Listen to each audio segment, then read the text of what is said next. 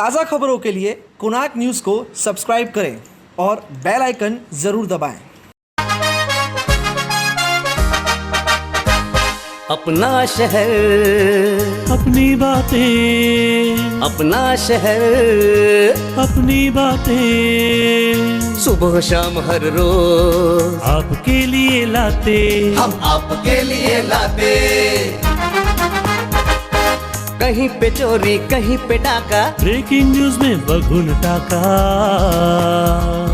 मंत्री मौजी पाड़े का काका, न्यूज अपनी चटपटा पटाका, पटा पटाखा पटा पटाखा।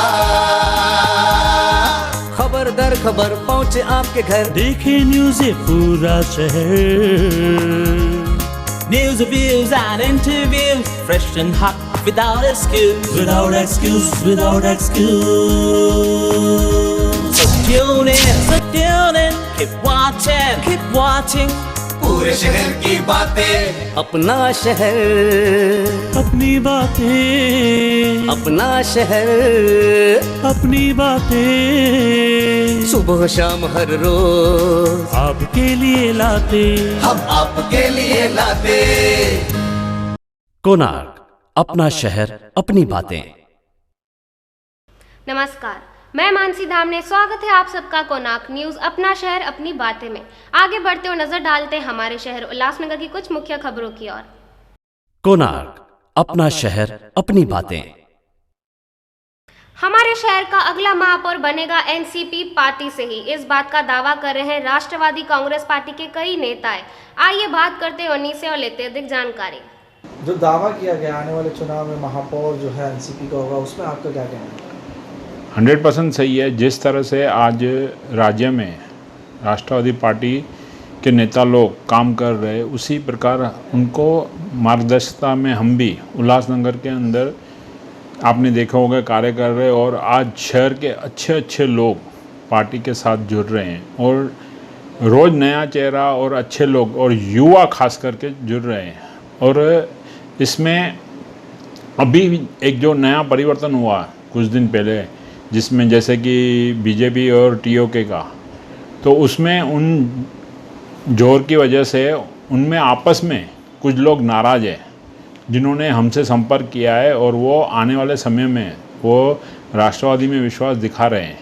तो इसी दावे के लिए हमने बोला कि भाई आने वाला टाइम एनसीपी का है और महापौर भी हम एनसीपी का ही बनाएंगे।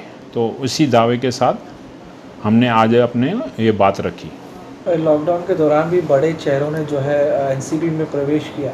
yes. और आप भी इस वक्त कह रहे हैं कि और जो बड़े चेहरे हैं विरोधी पक्ष से, हाँ. वो भी कहीं ना कहीं जुड़ने में हैं। तो जानना चाहेंगे कि कौन है और किस प्रकार से जो है रणनीति बनाई जा रही है। देखिए, मैंने बोला आपको विरोधी पक्ष, और विरोधी पक्ष तो वही होता है जो सत्ता पक्ष में नहीं है। तो आई थिंक विरोधी पक्ष की यही डेफिनेशन है। तो जैसे ही सब पिक्चर क्लियर हो जाती है तो हम आगे की रणनीति तैयार करेंगे। किसी विशेष पार्टी के बारे में जानना चाहेंगे, कौन सी पार्टी से किस तरीके का प्रवेश हो सकता है? वो मैंने आपको रिसेंटली बताया कि टीओके और बीजेपी के गठजोड़ की वजह से उनके कुछ नाराज़ पदाधिकारी हैं जो हमें अप्रोच भी कर रहे हैं, हमसे कांटेक्ट भी करना चाह रहे हैं। तो ऑब्वियसली उनसे ही जुड़ेंगे। कोणार्क, अपना शहर, अपनी बातें। कोविड-19 की महामारी के चलते हमारे सामने एक चौंका देने वाली खबर सामने आई है कि हमारे शहर उल्लासनगर के किसी भी सरकारी अस्पताल में लिक्विड ऑक्सीजन मौजूद नहीं है। आइए इस बारे में बात करते हैं समाज सेवक से। सर बताइए, आप यहाँ पर उल्लासनगर 4 के सेंट्रल हॉस्पिटल में आए हैं, क्या विषय को लेकर आप यहाँ पर आए? देखिए, इस कोविड हॉस्पिटल में पिछले 2 दिन पहले एक पेशेंट को हमने एडमिट किया था जिसका नाम मीरा पात्रे करके है। रात को मेरी डॉक्टरों से बात हुई, उसके बाद में यहाँ पर हमने एडमिट किया उनको। एडमिट होने के बाद में ऑक्सीजन लेवल उनका कम था, डॉक्टर्स ने ऑक्सीजन उनको दिया। आज मॉर्निंग से उनकी तबीयत थोड़ी ज़्यादा ख़राब होने लगी। उनकी जो पल्स रेट है, जो सेचुरेशन होना चाहिए 95 या ऐसा, उससे कम आ गया, 70, 80, 85 ऐसा जा रहा था। तो डॉक्टरों ने फैमिली को फ़ोन किया, और फ़ोन करने के बाद में डॉक्टर्स लोगों ने बताया कि भाई इनका कंडीशन क्रिटिकल है। उसके बाद में हम लोग यहाँ पर आए। आने के बाद में मेरी अंदर यहाँ के जो डॉक्टर्स हैं उन लोगों के साथ में बातचीत हुई। बात होने के बाद में यहाँ से जो बात निकल कर आई है वो मैं आपके सम्मुख में रख रहा हूँ। डॉक्टर्स लोगों ने बताया कि हमारे पास में जो है नॉर्मल ऑक्सीजन है, हमारे पास में लिक्विड ऑक्सीजन नहीं है, और लिक्विड ऑक्सीजन अगर रहेगा तो पेशेंट को और थोड़ा अच्छा बेनिफिट मिल सकता है या फ़ायदा हो सकता है उसका। इसके लिए मैंने यहाँ के जो आरोग्य अधिकारी हैं ताबड़तोड़ उनको फ़ोन लगाया, और फ़ोन लगाने के बाद में उनसे मैंने पूछा कि अपने उल्लासनगर के अंदर कौन से हॉस्पिटल के अंदर गवर्नमेंट के लिक्विड ऑक्सीजन की सुविधा है। तो उन्होंने मुझे बताया हमारे उल्लासनगर के अंदर ये सुविधा नहीं है, आपको अगर लिक्विड ऑक्सीजन जाना चाहिए तो आपको थाने के बाहर जाना पड़ेगा, मुंबई की तरफ जाना पड़ेगा। मेरा प्रश्न ये है कि 7-8 महीने में उल्लासनगर महानगर पालिका या उल्लासनगर के जो ये आरोग्य के अधिकारी हैं या सारे लोग मिलकर हम लोग एक पेशेंट को जो ज़रूरत की चीज़ें हैं, बेसिक चीज़ें हैं, जो ज़रूरत की चीज़ें हैं, 8-9 महीने में भी हम दे नहीं पाए हैं, तो फिर ये करोड़ों रुपया जा कहाँ रहा है। हेल्थ के विषय में जो बड़ी बड़ी, अब मैं क्या कहूँ, बड़े बड़े ढिंगाने मारे जा रहे हैं कि हमने ऐसा किया है वैसा किया है। एक 35-40 वर्ष की महिला है ये, इसको कोई भी बीमारी नहीं है, ना तो शुगर है, ना डायबिटीज, ना तो उसको बीपी है, किसी भी प्रकार की बीमारी नहीं। यंग एक स्त्री आती है, इसको कोविड का थोड़ा इन्फेक्शन है, और 3 दिन के अंदर अपने 2 छोटे बच्चों को छोड़कर उसकी मृत्यु हो जाती है। मेरा प्रशासन से सवाल यही है, इस प्रकार से उल्लासनगर में मृत्यु होती रही और हमने हमारी जो आरोग्य व्यवस्था है उसको सुधारा ही नहीं, तो इसकी जवाबदारी कौन लेगा? क्या महानगर पालिका के सामने पूरे नगर को, उल्लासनगर को या सारे लोगों को एक साथ में रोड पर आकर भीख मांगनी पड़ेगी क्या कि आप हमारे लिए सुविधाओं को करो? ये निंदनीय बात है। माननीय आयुक्त जी से मेरा प्रश्न है, आपको आकर अब कुछ समय तो हो चुका है, आपका काम है इम्प्लीमेंट करना, सुविधाओं को, आरोग्य सुविधाओं को बढ़ाना। इससे पहले भी एक पेशेंट का मेरा प्रॉब्लम हुआ था, आयुक्त जी से बात हुई थी, उन्होंने सत्यसाई में एडमिट कराकर वो पेशेंट ठीक हो गया।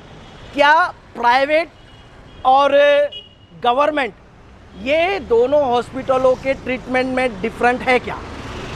प्राइवेट में एक अंतिम सिचुएशन पे पहुंचा हुआ व्यक्ति ठीक हो जाता है, और गवर्नमेंट में एक अच्छा खासा आया हुआ व्यक्ति जिसको सही ऑक्सीजन यानी कि लिक्विड ऑक्सीजन, यहाँ के डॉक्टरों का कहना है, उन्होंने अपनी व्यथा को आज सवेरे मुझसे बताया है कि हमने प्रशासन को बताया, अधिकारियों को बताया, लेकिन उन लोग अभी तक कर नहीं पाए हैं।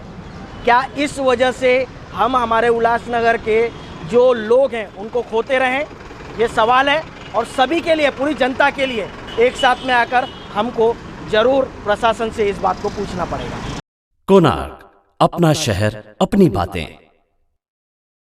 इसी विषय को लेकर हमारी टीम ने मुलाकात की उल्लासनगर महानगर पालिका के आयुक्त डॉक्टर राजा दयानिधि से। आइए जानते हैं क्या है उनका कहना। पेशेंटला लिक्विड ऑक्सिजन पाहिजे किंवा गॅसेस ऑक्सिजन पाहिजे हे पेशंट काम करतो, कारण ते आपल्याकडे सवलतीचं आहे। मुद्दा ऑक्सिजन अवेलेबिलिटीचा असेल तर आपल्याकडे प्रत्येक दिवशी आपण ऑक्सिजनचा नियमित साठा ठेवून त्याचा रिव्ह्यू करतो। तर मी तुम्हाला सांगतो की लिक्विड ऑक्सिजन आणि गॅसेस ऑक्सिजन दोघांमध्ये फरक आहे। तर बघा, शेवटी आपण सगळे घेणारा ऑक्सिजन एकच आहे, परंतु लिक्विड ऑक्सिजनचा बेनिफिट अशी आहे की लिक्विड ऑक्सिजन आपण जास्तीत जास्त स्टोर आपण करू शकतो। जैसा motor tank temperature 250 litre of tank पासून आपल्याकडे 3 kilo litre, 6 kilo litre, 30 kilo litre असा मोठ्या प्रमाणाचा लिक्विड आपल्याला एखादा मोठ्या प्रमाणाचा ऑक्सिजन पाहिजे असेल तर जनरली आपण लिक्विड ऑक्सिजन जातो। दुसरी पर्याय आहे की गॅसेस ऑक्सिजन, की गॅसेस ऑक्सिजन काय होतं त्याचं लिमिटेशन करतं, जे आता जम्बो सिलेंडरचं जे आहे, ठीक आहे। तो आता पेशंटला किंवा कोणाला माहिती नाही की त्यांना लिक्विड ऑक्सिजन पाहिजे का गॅसेस ऑक्सिजन पाहिजे। शेवटी ऑक्सिजन आहे की सोर्स, ऑक्सिजनचे जे स्रोत आहे, हा स्रोत आणि हा 2 डिफरंट स्रोत, आणि इथे आपल्याकडे सध्या पण उल्हासनगर महानगरपालिकेला कुठल्याही हॉस्पिटलला ऑक्सिजनची कमतरता नाही।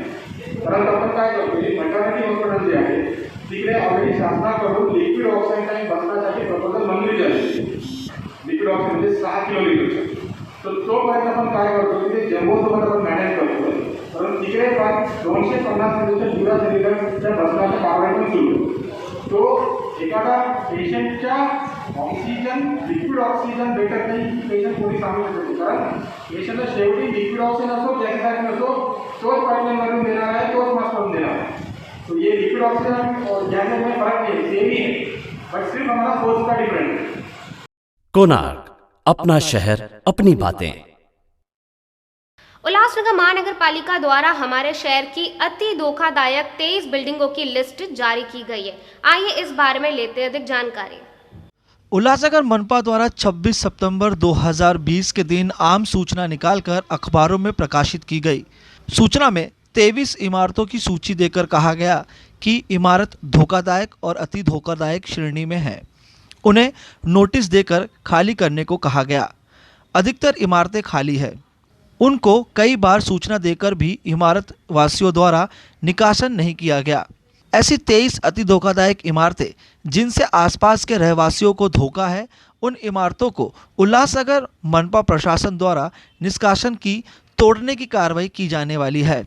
इमारतवासी रहवासियों को इस विषय पर कोई भी सूचना, आपत्ति या सुझाव देना हो तो वो आने वाले 7 दिनों में प्रभाग समिति कार्यालय में लिखित निवेदन दे सकते हैं। 7 दिनों के बाद कोई निवेदन विचारणीय नहीं होगा। ऐसी आम सूचना उल्लासनगर मनपा आयुक्त डॉक्टर राजानिधि द्वारा अखबारों में प्रकाशित करवाई गई है। कोणार्क, अपना शहर अपनी बातें। बिजली विभाग अभियंता द्वारा उल्लासनगर 5 के कई नागरिकों पर लाइट चोरी करने के जुर्म में शिकायत दर्ज की गई अंबरनाथ पुलिस स्टेशन में। आइए इस बारे में लेते अधिक जानकारी। उल्लासनगर 5 के सहायक अभियंता जयेश बेंडारी, इन्होंने बिजली चोरी करने वाले नागरिकों के खिलाफ अंबरनाथ पुलिस स्टेशन में एफआईआर दर्ज किया है। इसमें जो नागरिक है जिनके ऊपर एफआईआर दर्ज हुआ है उनका नाम है दौलत मसंद, आशा सकट, नंदुमल रोचुमल, धनवंत राठौर, विमल शेवाड़े, सुभाष चौहान। इन्होंने सब अलग अलग मिलकर तकरीबन 1,88,000 का बिजली चोरी किया है। तो इनके ऊपर इलेक्ट्रिसिटी एक्ट 2003 सेक्शन 135 के अनुसार एफआईआर दर्ज हुआ है। जल्दी से जल्दी इनका इन्वेस्टिगेशन पूरा करके कोर्ट में चार्जशीट दाखिल करने वाले। कोणार्क, अपना शहर अपनी बातें। कैंसर के लिए world famous doctor Suresh Advani द्वारा उल्लासनगर 1 में कैंसर पेशेंट्स के लिए कैंसर डे केयर सेंटर का उद्घाटन किया गया है, जहां ट्रीटमेंट, थेरेपी और मेडिकल 50% ऑफ में की जाएगी। आइए इस बारे में लेते अधिक जानकारी। नमस्ते, मैं Suresh Shewani, Padma Bhushan doctor Suresh Advani, world famous doctor जो कैंसर से जुड़े हुए हैं, मैं उनके साथ जुड़ा हुआ हूँ। और मुझे आप साहिबान को बताते हुए बहुत बड़ी खुशी हो रही है कि उल्लासनगर शहर में कैंसर डे केयर सेंटर पद्म भूषण डॉक्टर सुरेश आडवाणी की तरफ से ये शुरू किया गया है।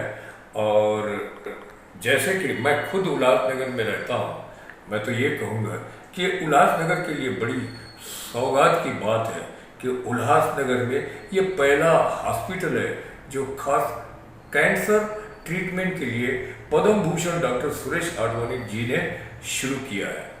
अब इसके कई बातें अच्छी हैं। कौन सी कि ये यहाँ से जो पेशेंट लोग खास इतनी दूर बॉम्बे जाते थे, आज उन्हें बॉम्बे तकलीफें सहन करके जाने की कोई ज़रूरत नहीं, क्योंकि आपके घर के नज़दीक, वो कल्याण के शहर के लोग हो, अंबरनाथ के हो या उल्लासनगर के हो या बदलापुर के हो, आपके घर के दरवाजे के नज़दीक यानी कि उल्लासनगर शहर में पद्म भूषण डॉक्टर सुरेश आडवाणी जी ने कैंसर डे केयर सेंटर खोला हुआ है, जहां पे कैंसर की सारी ट्रीटमेंट्स यहाँ पर होती हैं।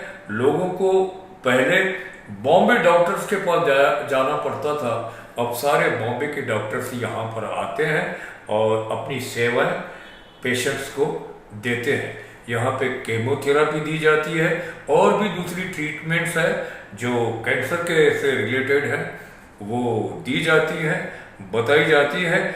और even respected Shri doctor Suresh Advani ji भी पेशेंट से ऑनलाइन मुखातिब होते हैं। यहाँ पे कैंसर की बड़ी फार्मेसी है जो आए हुए पेशेंट्स को या बाहर से आए हुए लोगों को जिनको भी ऐसी दवाएं चाहिए वो अप टू 50% डिस्काउंट से मुयस्सर कराई जाती हैं।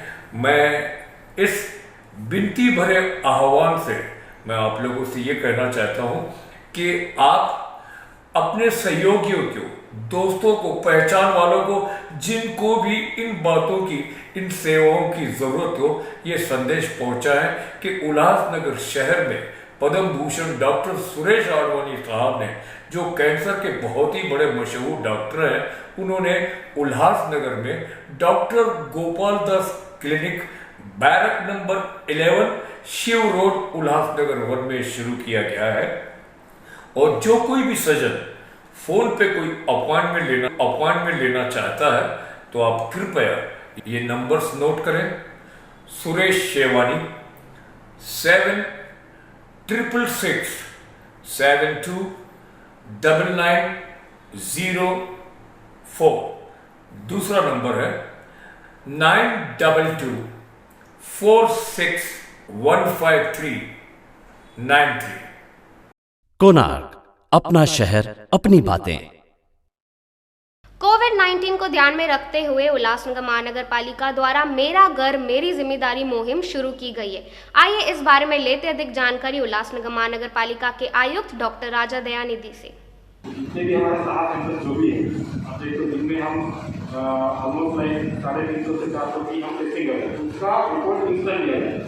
अभी दूसरा रह गया कि दूसरी टेस्ट है वो आर्टिफिशियल का भी 2 तरह का होता है। एक हमारे तरफ भेजने वाला स्टाफ होता है, तो हम लेके स्टाफ लेके हम भेजते हैं, हम एनआईजी मेट्रोपोलिस वहाँ को भेजते हैं।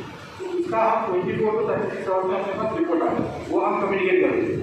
फिर तीसरा ये है कि जो प्राइवेट लैब में जाए, अब देखो कि कोविड में भी बहुत सारे प्राइवेट लैब थी, तो अगर कोई प्राइवेट लैब में जाना चाहता है तो उसका फॉलोअप हम नहीं कर सकते क्योंकि हमारे पास उसका इन्फॉर्मेशन नहीं है।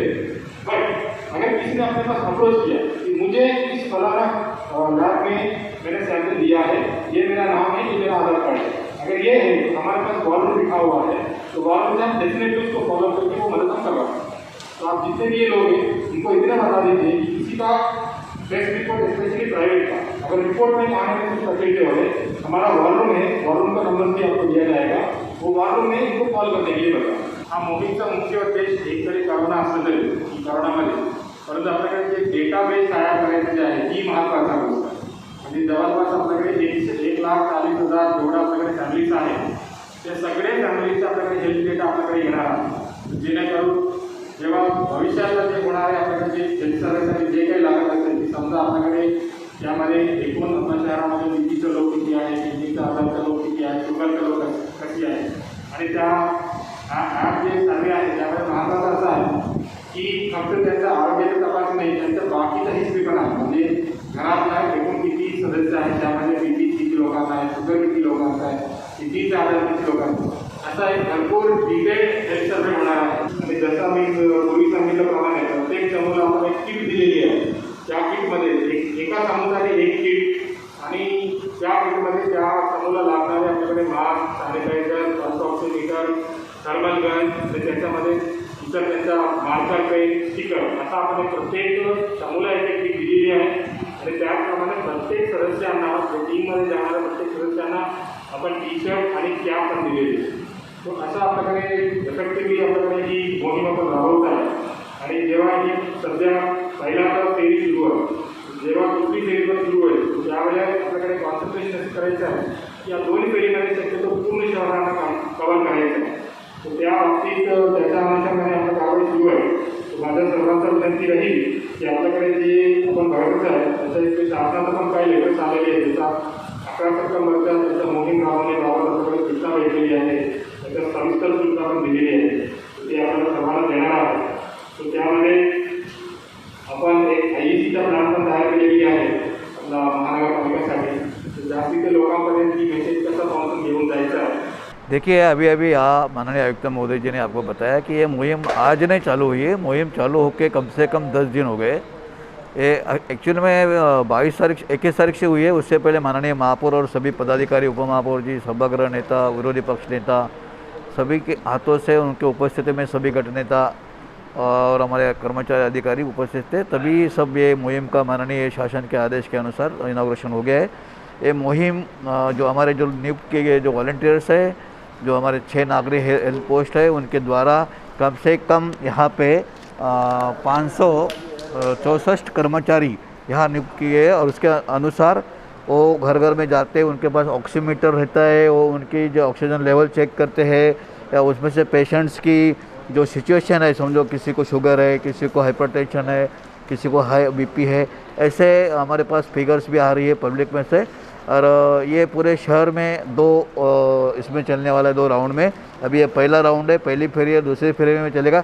ऐसे करके पूरा जो भी शासन के निर्देश के अनुसार, चाहे उल्लासनगर का पॉपुलेशन है जो अधिकृत 5,73,000 समथिंग, और जो फ्लोटिंग पॉपुलेशन रहेगा, जैसा कि अभी कोई एक पत्रकार ने बताया कि भाई कारखाने में लोग काम करते हैं, इधर से आ रहे उधर से, सभी का महानगर पालिका के द्वारा जांच होगी, या उनकी जो कोविड के बारे में जो 3 स्टेप की जो लेवल है वो जांच की जाएगी। तो एंटीजन किट द्वारा, आरटीपीसीआर किट द्वारा, और कोई प्राइवेट लैब द्वारा कर सकते हैं, लेकिन हमारे कॉर्पोरेशन के द्वारा जो करेंगे वो सब फ्री ऑफ कॉस्ट होगी, उसमें कोई ये नहीं है, मतलब जायज़ा नहीं है। कोणार्क, अपना शहर अपनी बातें।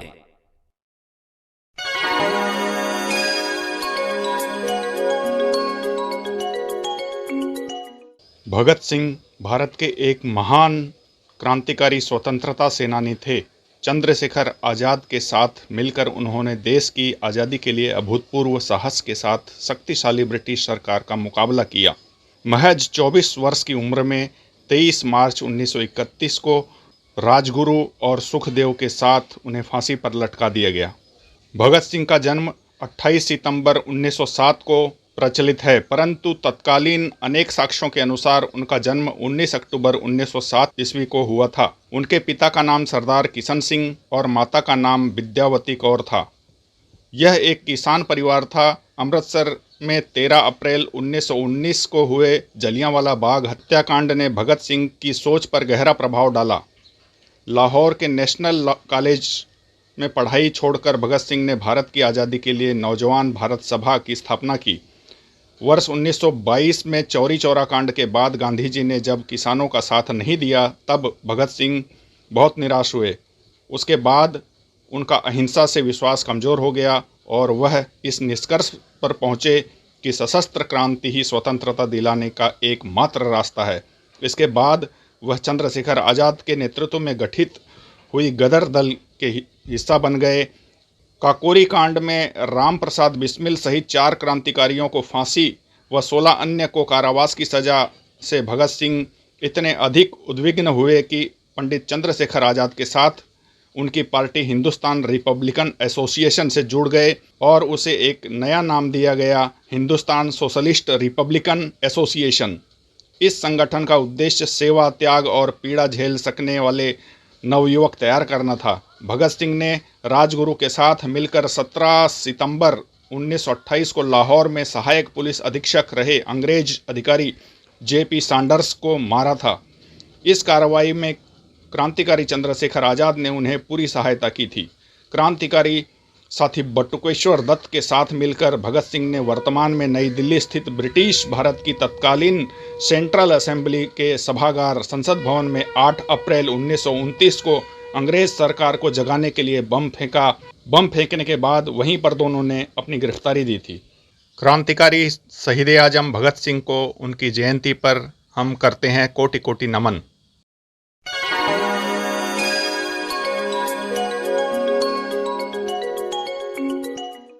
कोणार्क, अपना शहर अपनी बातें।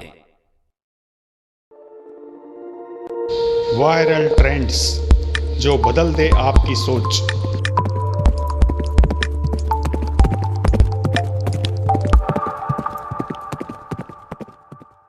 मम्मी जी, हाँ, ये गिलास आप हाथ लगाए बिना ये नोट ले लो, तो ये नोट आपका। मैं नहीं ले सकती। क्यों? तेरे चिपका रखा है। नहीं, मैं तो नहीं चिपका रखा, देखो।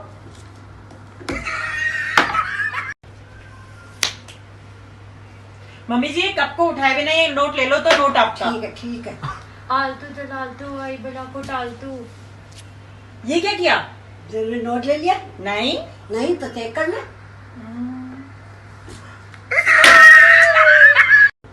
अब मम्मी जी, अब ये है ना, इस गिलास को आपको हाथ लगाए बिना लेना है, तो ये सारे नोट मेरे, नहीं तो आपके, ठीक है? सुनो, इस गिलास में पानी दे देना।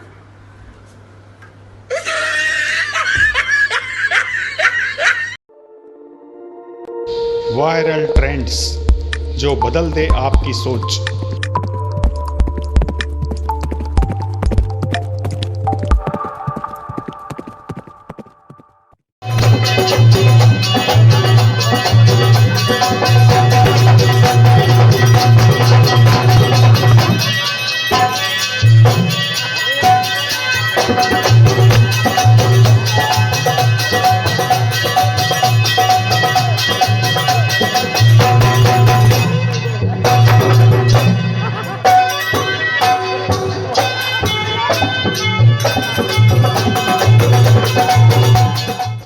कोणार्क, अपना शहर अपनी बातें।